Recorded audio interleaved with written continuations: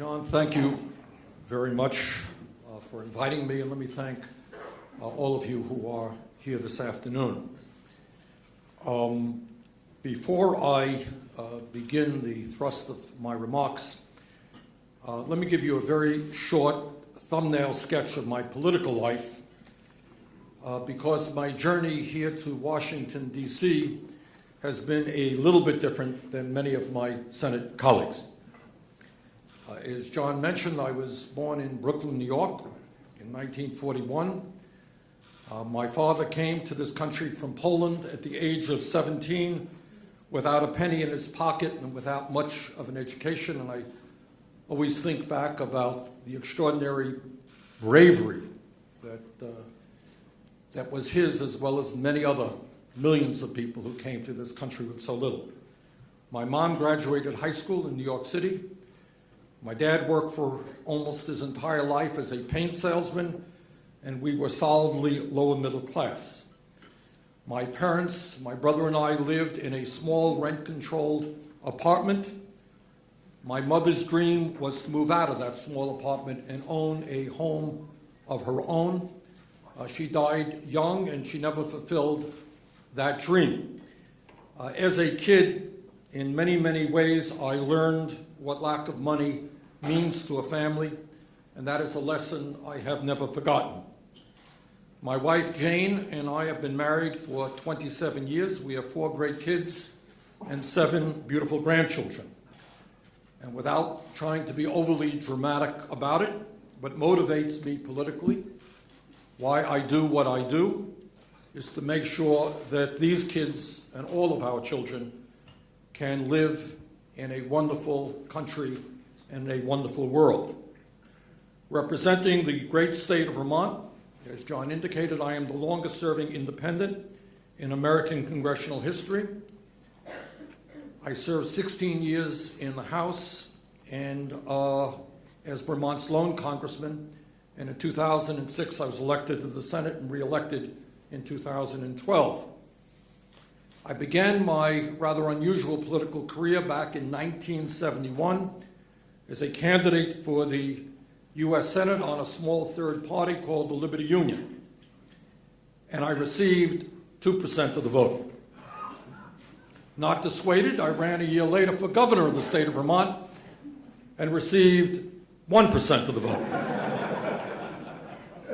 Not being the brightest light on the block, I ran again for the Senate and received 4% of the vote, and 2 years later ran for governor and received 6% of the vote.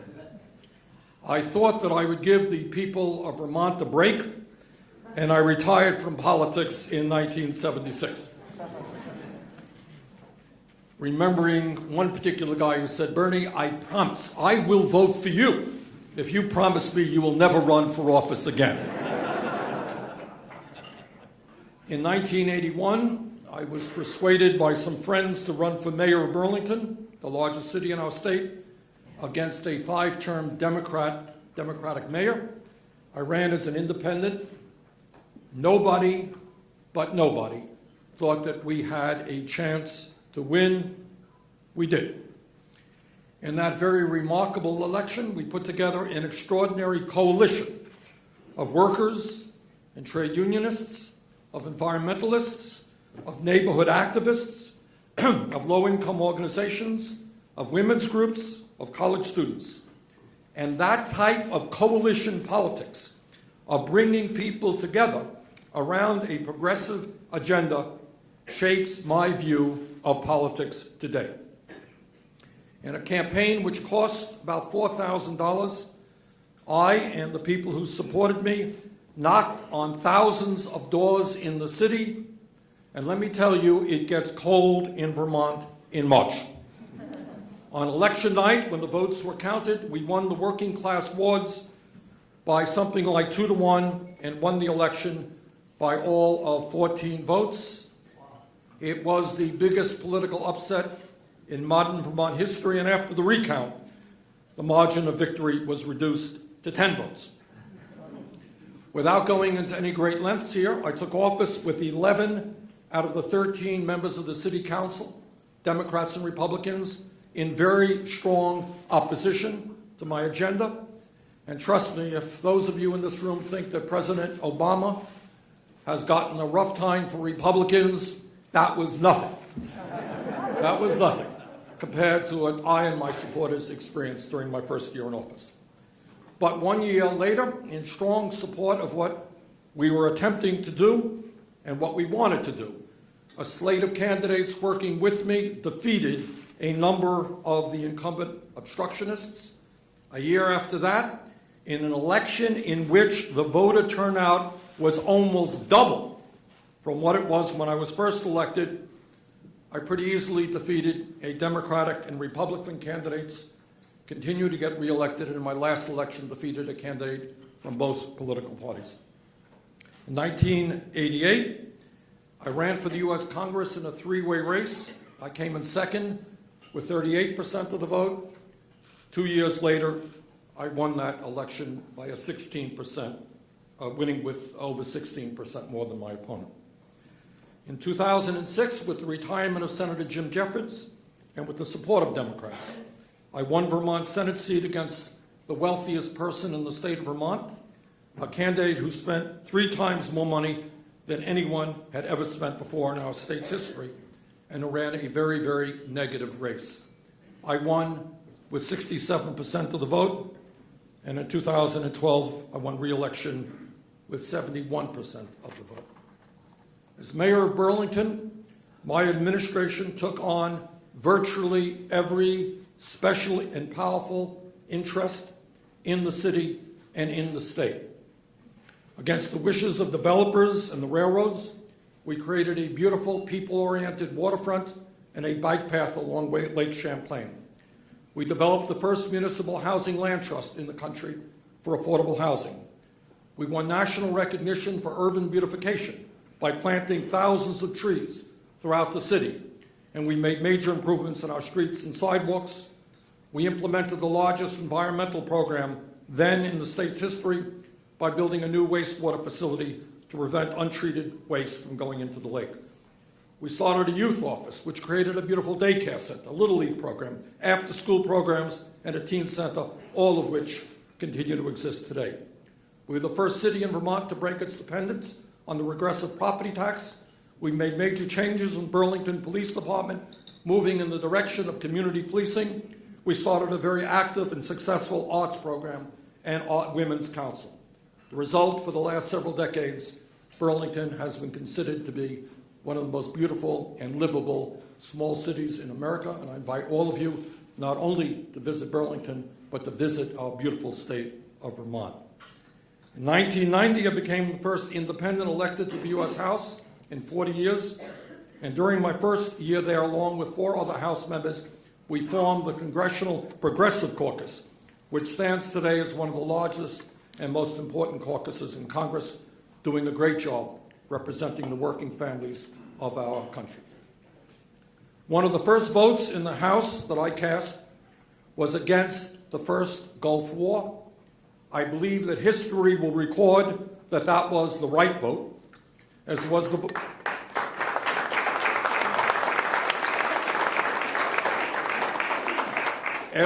vote I cast years later against the war in Iraq, a war which I consider to be one of the worst foreign policy blunders in the modern history of our country.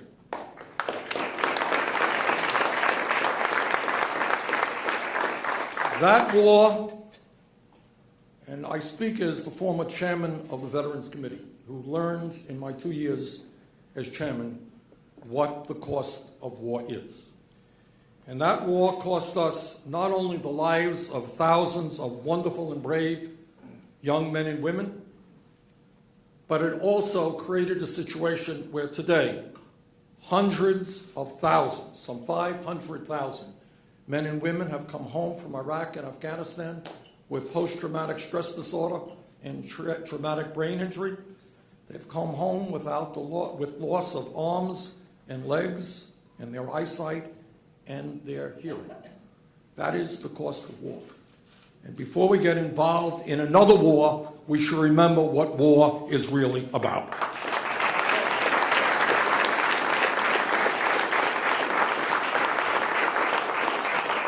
that war in Iraq also destabilized the entire region and opened up the can of worms that we now see, where we are now fighting the barbaric organization called ISIS, and are deeply concerned about Iranian influence over Iraq. While a member of the House Financial Resources Committee, I was one of those who led the fight against the deregulation of Wall Street, an effort supported by both the Republican and Democratic leadership. In retrospect, I think it is fair to say that most people today do not believe that it was a great idea to end Glass-Steagall and to allow the greed, recklessness, and illegal activity on Wall Street to go unchecked.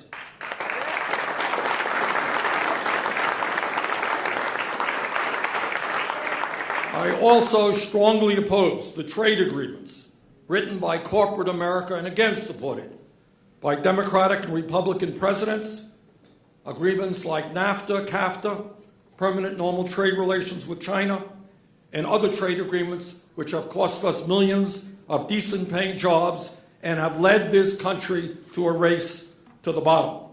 And needless to say, I strongly oppose the Trans-Pacific Partnership Trade Agreement.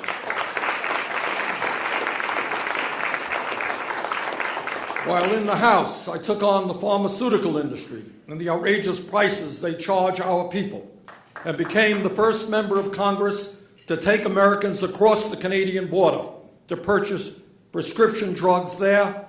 And I will never forget that trip where women struggling with breast cancer bought the medicine they need for 1/10 of the price in Montreal that they were paying in the United States.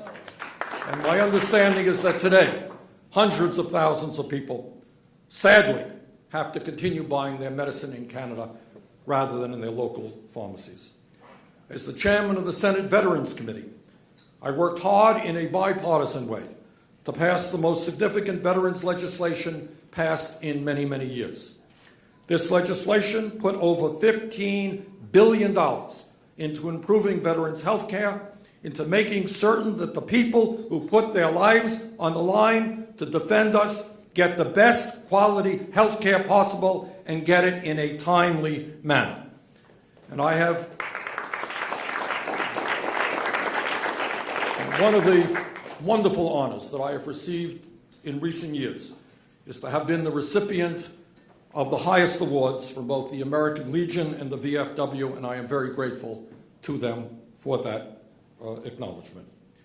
As someone long concerned about health care and our dysfunctional health care system, I worked hard with Representative Jim Clyburn to put some $12 billion into federally qualified community health centers, which resulted in some 4 million lower-income Americans gaining access to health care, dental care, low-cost prescription drugs, and mental health counseling. We also significantly expanded the National Health Service Corps to provide debt forgiveness for new primary care physicians. The President was very supportive of these efforts, and in my view, this program has been one of the success stories of the Affordable Care Act. As one of the leaders in the Senate trying to combat the global crisis of climate change, along with Senator Bob Menendez, I helped pass the Energy Efficiency Block Grant Program, which put billions of dollars into energy efficiency and sustainable energy.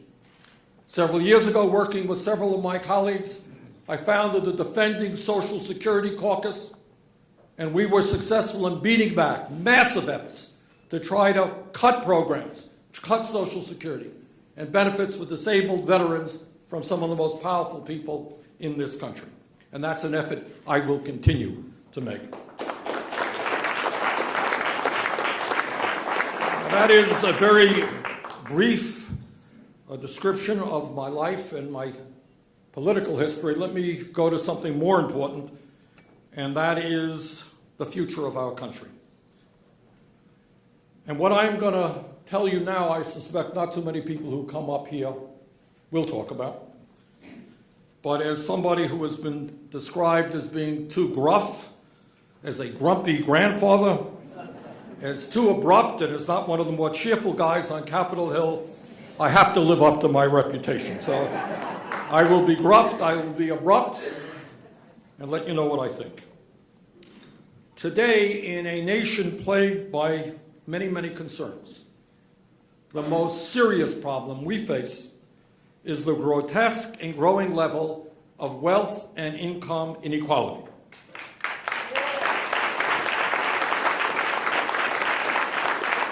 This is a profound moral issue.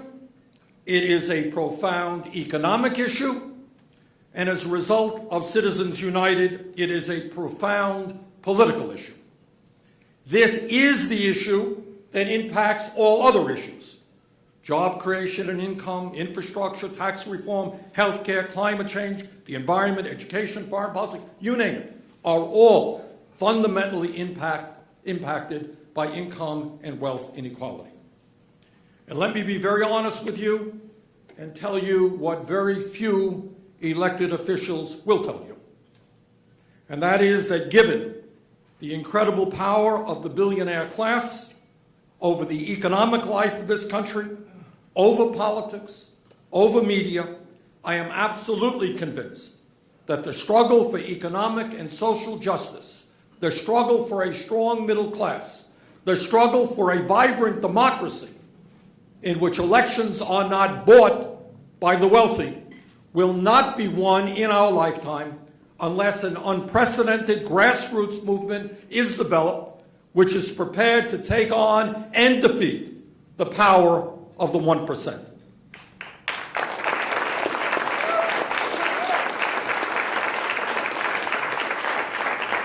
Over this last weekend, my wife and I had the opportunity to visit Selma, Alabama, and Montgomery, Alabama, along with many other members of Congress and tens of thousands of citizens, to honor the incredible bravery of those who marched and were beaten on Bloody Sunday 50 years ago. And we were there with my good friend John Lewis and many other colleagues.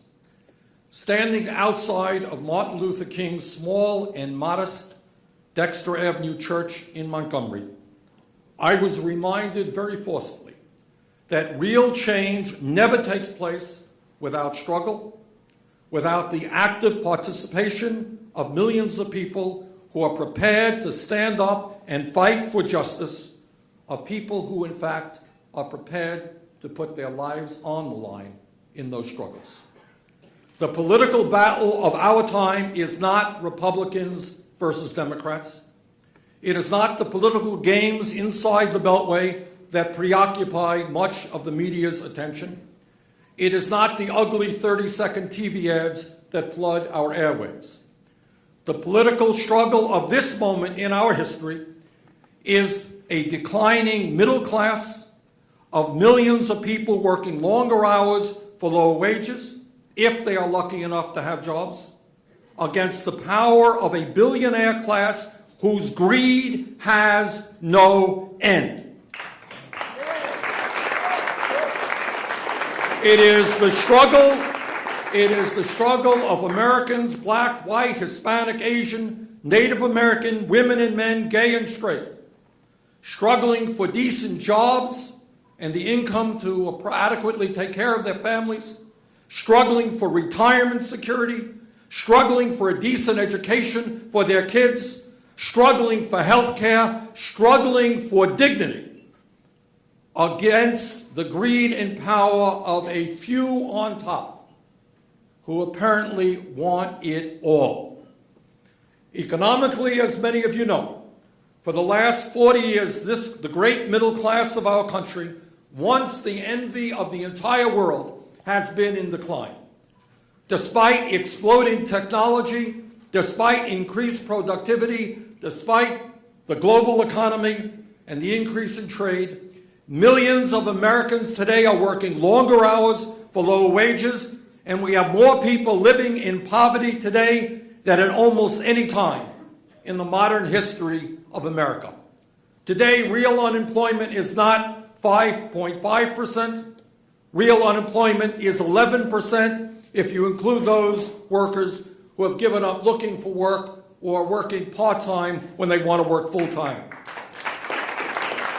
Youth unemployment is over 17%, and African American youth unemployment is near 30%. Shamefully, we have by far the highest rate of childhood poverty of any major country on earth, and despite the modest success of the Affordable Care Act, some 40 million Americans continue to have no health insurance, while even more are underinsured or have heavy copayments or deductibles in their insurance policies. We remain today, in 2015, the only major country on earth that does not guarantee health care to all people as a right. And that is a shame to my mind.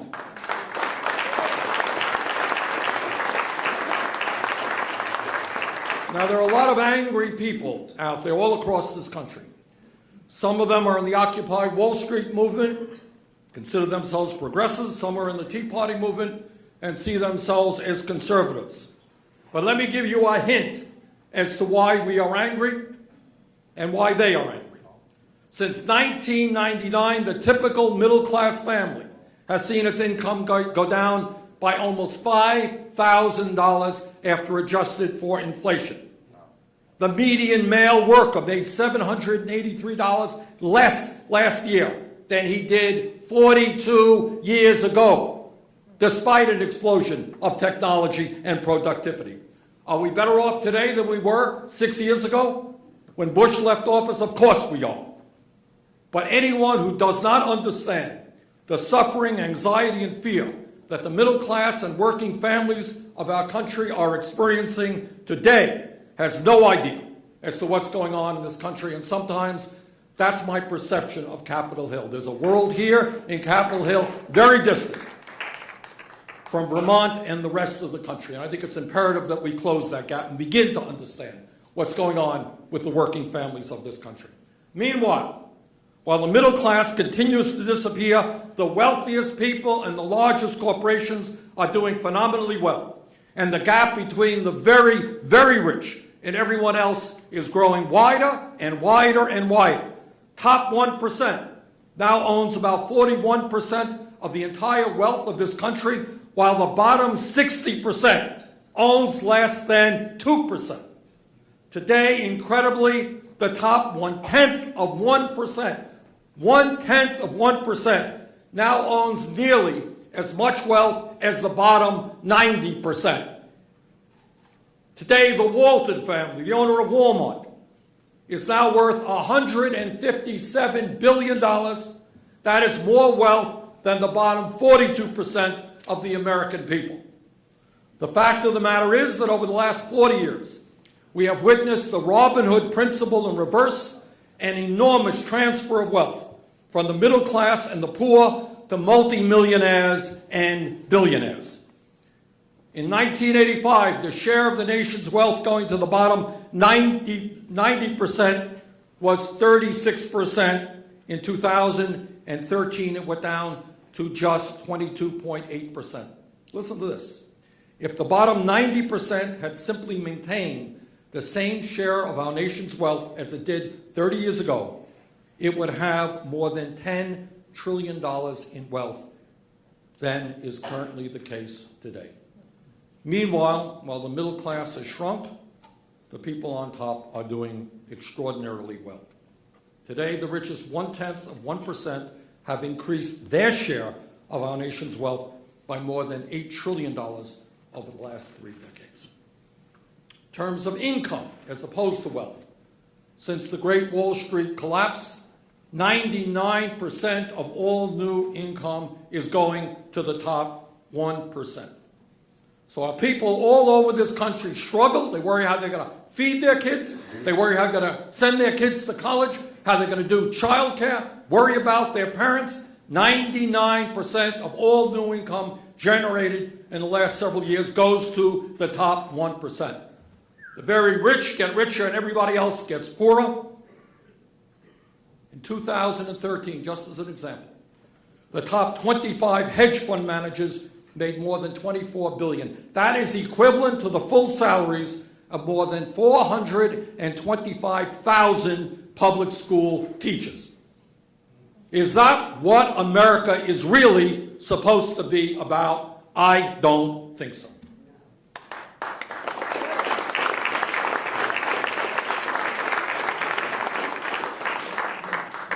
But income and wealth inequality is not just a moral issue, it is not just an economic issue. Maybe even more profoundly, it is a political issue. Because the people who have the money are not putting their money under their mattresses. They are investing heavily in the political process to make the rich even richer. As a result of the disastrous Supreme Court decision on Citizens United, billionaire families are now able to spend unlimited sums of money to purchase the candidates of their choice. And I know that sounds like a harsh statement. But if anyone doubts what goes on in Congress, that piece of legislation after piece of legislation is not done on behalf of the wealthy and large corporations, then let me respectfully tell you, you don't know what's going on in Washington. According to media reports, it appears that the Koch brothers are prepared to spend more money in the next election than either the Democratic or Republican parties. In other words, one family, the second wealthiest family in this country, worth approximately $100 billion, may well have a stronger political presence than either one of the major two parties. Here's from a recent article in Politico. The Koch brothers and their allies are pumping tens of millions of dollars into a data company that's developing detailed state-of-the-art profiles on 250 million Americans, giving the brothers' political operation all the earmarks of a national party. Further, the Koch network also has developed in-house expertise in polling, message testing, fact-checking, advertising, media buying, dial groups, and donor maintenance.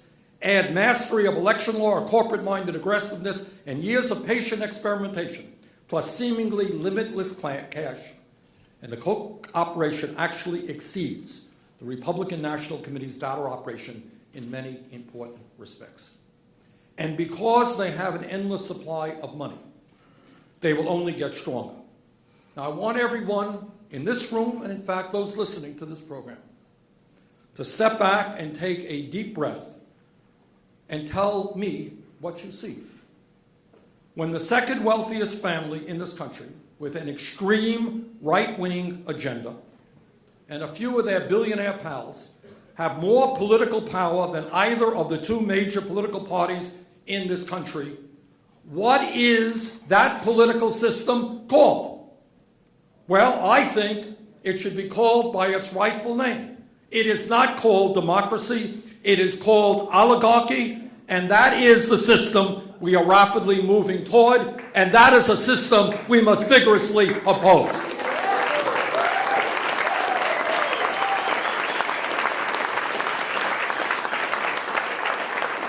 Now, I probably have exceeded my time. I always get people a little bit nervous here. Let me very briefly, if I go on too long, yank me, that's all right. I've been yanked once or twice before. Let me just touch on what a progressive agenda looks like to begin to address some of the problems that I mentioned. First of all, let's never forget, today, despite the improving economy, we have a major jobs and income crisis. What do? We need to rebuild our crumbling infrastructure.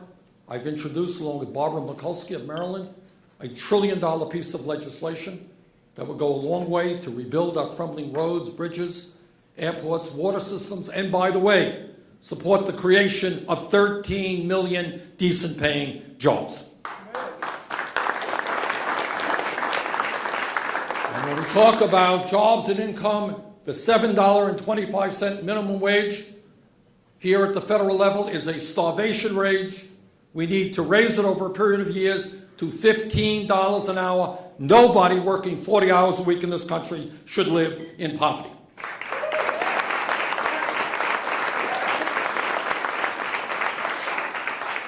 Further, despite what my Republican friends may think, climate change is real. Climate change is caused by human activity, and it's already causing devastating harm. We have got to transform our energy system away from fossil fuel to energy efficiency and sustainable energy. We have to pass pay equity for women workers. It is not acceptable that women are making 78 cents an hour compared to men. Fourth, if we're going to save the middle class of this country, we need to fundamentally transform our trade policies. They are not working. Corporate America is going to have to start investing in the United States, not in China. Fifthly, we got to learn from the rest of the world that investing in higher education is an asset. It is a positive step. It is a national disgrace that millions of our young people are graduating school deeply in debt, and many others cannot afford to go to college. That is not the way you create a great nation. Anyone who has the ability and desire should be able to get a college education, regardless of the income of the family. 6, you cannot regulate Wall Street. Wall Street is regulating the Congress. The 6 largest financial institutions have assets of almost 60% of our GDP. If Teddy Roosevelt were president today, you know what he would say? Break them up. And he would be right. It's time to break up the large Wall Street banks. As I mentioned earlier, the United States remains the only major country on earth without a national health care program, and yet we spend almost twice as much per capita. It is time for America to guarantee health care to every man, woman, and children as a right of citizenship. Some of my colleagues in Congress, some of my Republican colleagues are working day and night to try to cut Social Security, cut Medicare, cut Medicaid. Needless to say, I strongly disagree. We've got to expand Social Security, not cut Social Security. We need real tax reform. It is not acceptable that major corporation after major corporation making billions of dollars pays nothing in taxes, or that we lose $100 billion a year in revenue because these companies stash their money in the Cayman Island, Bermuda, and other tax havens. It is time for these large corporations to rejoin America and start paying their fair share of taxes. So let me thank Mr. Hughes and my forgiveness for overextending my time. But we are at a crucial moment in American history. And it is imperative that we learn from the civil rights movement, which achieved so many extraordinary victories, that we organize, that we educate, that we bring people together to create an America that works for all of us and not just a handful of billionaires. Thank you all very, very much.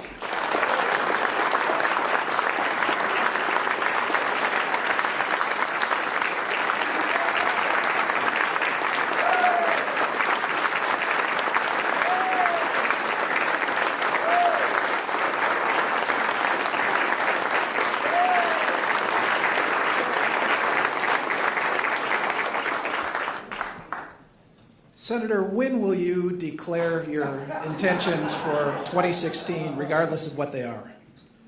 Well, that's a good question. And let me say this. What I have believed, the reason that I've been thinking about running for president, you'll have to trust me, I think I'm sitting here next to my wife who's less than enthusiastic about this idea.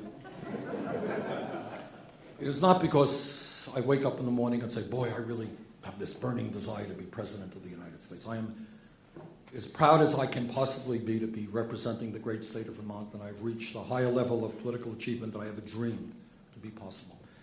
But the reason I am thinking about running for president is that at a time when the middle class of this country is disappearing and so many people are giving up on the political process. Last election, 63% of the people didn't even bother to vote.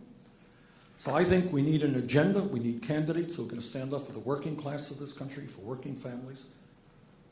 And, so that's what I'm thinking to do. Now, it ain't an easy task. It's easy to give a speech.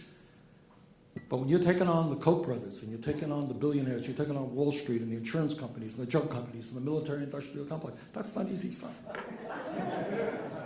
Not easy stuff. And I don't want to do this thing unless I can do it well. Can we put together the political movement of millions of people who are prepared to work hard, taking on the billionaire class? And that's what I'm trying to find out. That's not I go around the country, and there's a lot of support for these ideas, more than I think inside the Beltway pundits understand. But can you convert that into grassroots organization. How do you raise money? I was thinking the other day, I really was, woke up and I said, wow, if I were really, really successful and did something unprecedented, and I had 3 million people contribute $100 each. And by the way, in my election campaigns, I think the average contribution is $45. All right? Not a lot of money here in Washington, D.C. And I don't do these fundraisers for $100,000 a piece or $10,000. I don't know anybody who has that kind of money. All right? But I was thinking, if I was really enormously successful, and I had 3 million people contributing $100 each, 3 million people, that would be $300 million. An enormous sum of money. 1/3 of what the Koch brothers themselves are going to spend. So those are the issues that I'm trying to work on right now. So you're an independent, you caucus with the Democrats. If you ran, would you run as a Democrat or would you run as an independent? Great question. This is also one place where I'm getting bolder and bolder and grayer and grayer. So I'm trying to think through all these issues. Here's the story on that one. If you go out among the American people and you say, do you have a lot of confidence in the Democratic Party or the Republican Party? What they'll tell you is the Republican Party has moved from a moderate centrist party to a right-wing extremist party. Way out of touch. Democratic Party, once the party of the American working class, nobody or very few people perceive it to be the case anymore. And people, more and more people all over this country are looking for alternatives to the two-party system. So that's one of the reasons why one might run as an independent. What's the negative? As you all know, it is awfully hard to run as an independent if you're not a billionaire. I am not a billionaire. How do you put together a political infrastructure? How, outside of the two-party system, how do you get invited to debates? And all due respect to the media, does the media going to follow somebody who's running as an independent, not debating? In some cases, it's literally impossible to get on the ballot as a third-party candidate. So those are the issues that we are also trying to work through. What makes you an independent, given that you always do caucus with the Democrats in the Senate, and with the Republican Senate, aren't you forced to vote with the Democrats anyway, so the Republicans can't get their agenda passed? So I guess the questioner is saying, what really makes you an independent? Aren't you really a Democrat? No, as I started in my discussion, my first victory was defeating a 5-term Democrat, and I've defeated Democrats and Republicans for many, many years. This is what I think. I think we have a political system right now, which I mentioned earlier. I think the Republican Party has become extremely right-wing. This is not the party of Dwight David Eisenhower, and there's no way, obviously, I would caucus with them. I think within the Democratic Party, you have some great people. You have some really, really good people who often don't get the credit they deserve. I mentioned the Progressive Caucus in the House. Many progressive, or some progressives in the Senate, working night and day for working families. So to me, given, as a member of the U.S. Senate, there are two caucuses, the Democrats and the Republicans, so there's not much question about which caucus I would be in. And I want to thank Harry Reid and the Democratic leadership in the Senate for treating me very fairly and very, very decently. But, to my mind, there's no question, but the Democrats are far preferable to the Republicans on the issues that I am concerned with. If you ran and if you were elected, how would you work with Congress? There seems to be a gridlock between the White House and Congress now. Would that be the same case if you were in the White House? The issue, in my view, the reason that Congress is dysfunctional is not because of the so-called gridlock that exists. It's not that every member of Congress has a personality defect and is unable to communicate with people in another political party, or the people end up hating everybody around. It's just not the case. This is what is the case. The case is right now that the United States Congress is not representative of where the American people are. They are way out of touch. The American people say, raise the minimum wage. The United States Congress says, give tax breaks to billionaires. It's true. The American people say we have to move towards sustainable and clean energy and energy efficiency. The United States Congress says, build the Keystone Pipeline. And on and on. So the issue, you asked me the question, and that is a very important question. I happen to have a lot of respect and personal affection for Barack Obama. I think history will judge him in a lot kinder way than his contemporaries have. And I think that as a politician, he has run campaigns that will also make the history book, especially his first one. But if you were to ask me, and I think I've told him this, so I'm not telling you any secrets, what his major mistake has been is that he thought that after putting together this extraordinary grassroots movement of young people, minorities, working class people, putting together that coalition and getting elected to the presidency, and then he thought he could sit down with Republicans and negotiate all of these fine agreements. He was mistaken. The only way that any president in this day and age taking on the billionaire class can succeed, the only possible way, is to mobilize tens of millions of people to say to Congress, guess what? This is what you are doing. You are going to raise the minimum wage. You are going to create millions of jobs. You are going to protect our veterans and our seniors. You're not going to give tax breaks to the rich. You are going to make college affordable. And we are watching you. And if you don't vote for this legislation, you're not going to return to office.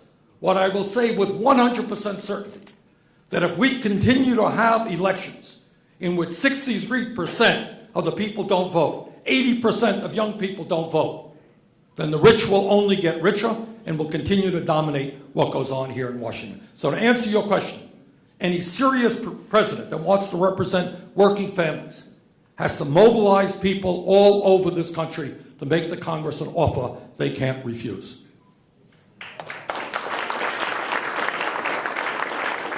How will your decision on running for president be affected by what others do? For instance, Secretary Clinton, if she gets in the race, and depending on what she does or says, if she goes to Wall Street and comes out very strong against Wall Street, for instance, or if a Senator Warren or somebody like that got in, would that affect your decision to get in or get out? I would not be running, I do politics. Again, people in Vermont understand this. I know the rest of the country doesn't. A little bit differently than other people do. You're looking at somebody who's run in many, many elections. In the House for 16 years, 8 elections. In the Senate, twice, lost some elections. Do you know how many negative ads I've run during all those years? Not one. Never ran a negative ad. So I don't run against people. It's not my desire to trash people. Hillary Clinton is a remarkable woman with an extraordinary history of public service. Wouldn't it not be my job to run against them? It would be my job, if she ran and if I ran, to debate the serious issues facing our country, as intelligent people should be doing in a democracy. And let me say this. Again, this is how I always get myself in trouble. I'm getting my wife nervous already. But we can't have that serious debate if the media doesn't allow it. So I would urge my media friends that instead of political gossip, let us talk about the real issues and respect different points of view. But when 63% of the people in a poll last year didn't know which political parties controlled the House and the Senate, something is wrong with political consciousness in this country. So what we need is civil, intelligent debates on the real issues facing the American people. Not more political gossip of who's winning today and who's losing, who slipped on a banana peel, who said something particularly stupid. Sure, I did today, it'll be, but let it be. How do we rebuild a crumbling middle class? How do we lead the world in transforming our energy system so we can save the planet from climate change? How do we do with a grotesque level? How do we deal with the grotesque level of income and wealth inequality? Not easy stuff. How do we do it? Those are the issues that serious people should be talking about.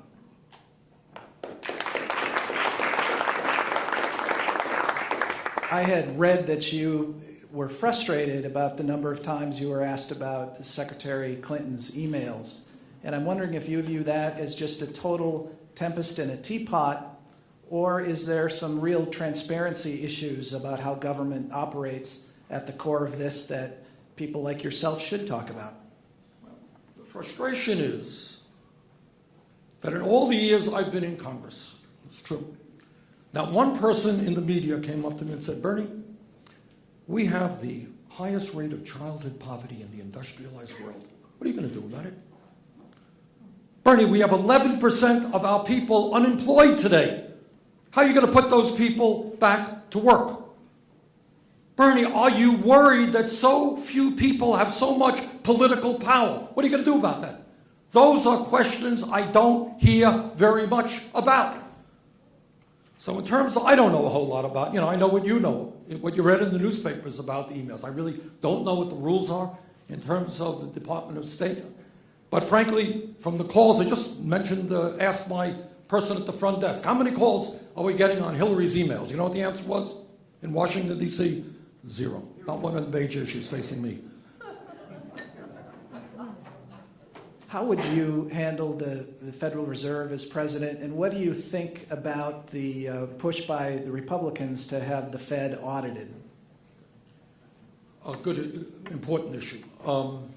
When I was involved in Dodd-Frank, a major piece of financial legislation, we managed to get an amendment for the first time in the history of the United States passed that didn't audit the Fed in its entirety, but did audit the Fed during the financial crisis. And boy, did we learn a lot. And Bloomberg, by the way, was active in that effort as well. I think they brought forth a lawsuit.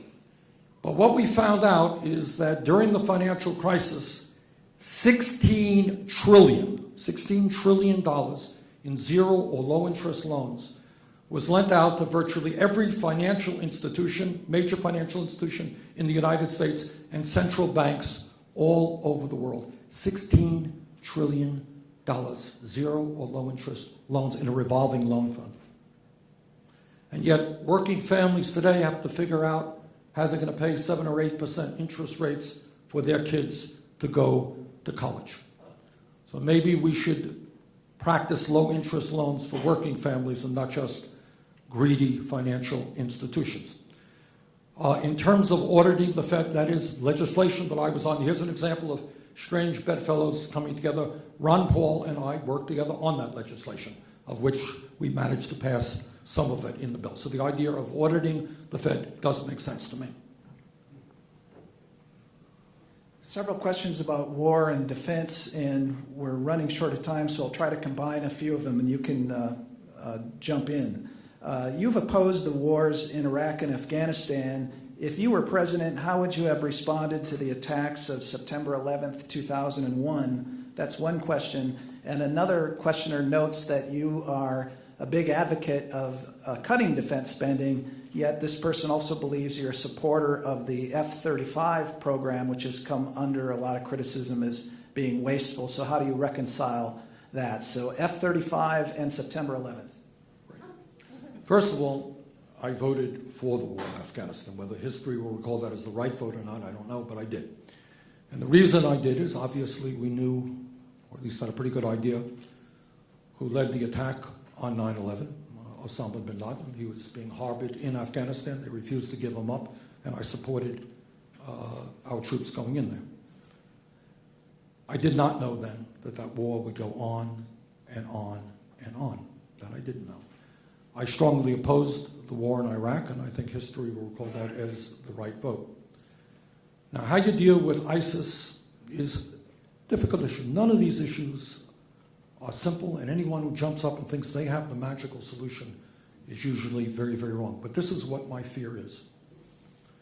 We have been in war in Iraq and Afghanistan for over a decade. The cost of that war in human life and suffering and financially has been very, very heavy. I strongly, strongly fear that some of my colleagues are hell-bent in getting us involved in never-ending wars in the quagmire of the Middle East. And I will do my best to oppose that. Now, right now, what you have is a situation where, as an example, Saudi Arabia, some of you may know, is a country controlled by a multi-billion-dollar family, one of the wealthiest families in the world, Turns out that Saudi Arabia has the 4th largest military budget in the world. They have a large military budget. Now, why in God's name is the United States contemplating sending combat troops into Iraq again when you got the Saudis sitting there watching us do that? I think what you have now in the Middle East is, in fact, a war for the soul of Islam. What will Islam be? Will it be the peaceful religion that many believe it to be, or will it be an ISIS form? And I think it is absolutely incumbent for Saudi Arabia, for Qatar, for Kuwait, for Jordan, for the countries in that region to get actively involved in that effort against ISIS. I think the United States and Western Europe should be supportive of their effort. But I do not believe that the United States should lead that effort.